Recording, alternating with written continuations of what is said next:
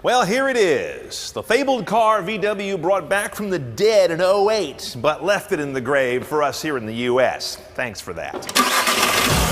We get a few days, though, for an afterlife experience. Let's drive this 2014 Scirocco R. No, still not coming to the U.S.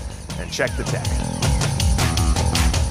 Now, I loved the first generation car. One of the best things Giorgetto Giugiaro ever did. Here is the new Scirocco, very different. There's hardly a corner on the whole thing. And notice the restraint this car has. Most little cars, when they want to get sporty, get really gaudy. They really try hard. This one doesn't care if you notice it. Very subtle, but a design you don't see a lot in the U.S. Sort of the short butt, long, low, sleek hatchback. The kind of cars we just don't buy here very often. Maybe that's why they don't bring it here.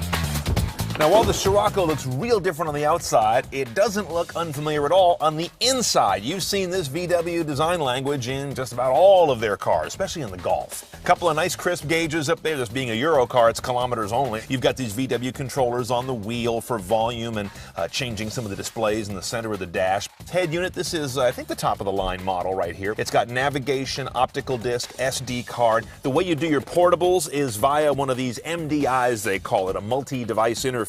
I'm not crazy about it because I'd rather have USB than have to go buy proprietary pigtails all the time. And you know, I hate the fact that you can't actually put your portable in there and close the door. But what really matters in this car is the driving hardware. It starts up here with a comfort, normal, or sport selector for your suspension. This is an adaptive suspension you've got in this vehicle called the DCC, Dynamic Chassis Control. It runs independently of your drive modes. This is a dual clutch DSG gearbox. In Europe, it's also available with a 6-speed manual. Back for drive, one more detent for sport, up and over gets you into a manual gate that holds to redline. And this is going to be a key part of this vehicle's personality, especially when you've got a small turbocharged motor. Your gearbox has to be really good because the engine can't just grunt its way through any situation. Now notice when I put this guy in reverse, all I hear is a bunch of beeping because we've got an optical sensor system in the back. Interestingly, the R model does not seem to be available with a rear camera. I think other Sciroccos are. It's a weird little omission. But that kind of gets us to the theme that this vehicle has very little in the way of driver assistance.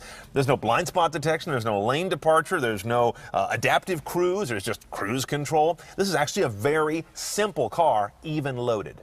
I was tuning around the radio here and it just races through all the frequencies because it uses a bunch of odd numbers. So when I tried to get to 740 KCBS here in San Francisco, the best I could do was 738. Station list. There is no station list for the AM band available. She would beat your ass over a school bench if you said the wrong thing to her. Love that.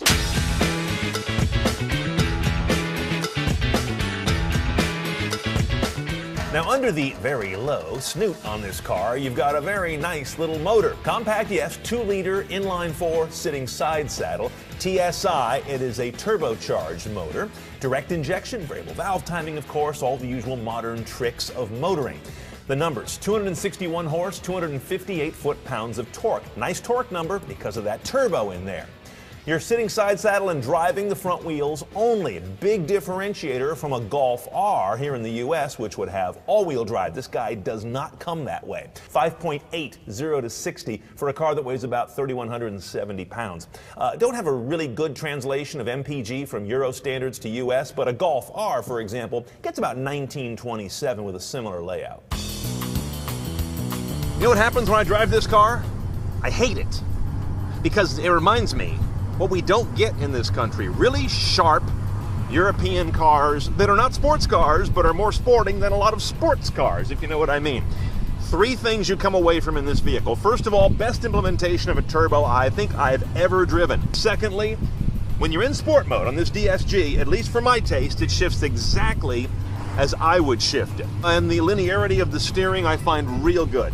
I'm not sure if it's variable or how it's mapped. All I know is it feels right in every part of the clock on just about every radius of turn. I really enjoy driving this car.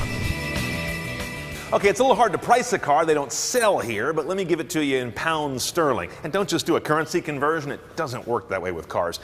28,000 pounds for the Scirocco R with a manual 6-speed gearbox. That maps roughly to where a Golf R is in the U.S. market, so we're in the rough ballpark. It's held back only by its lack of four-wheel drive for today's modern purist. But this is a vehicle I would buy if they brought it here. Maybe.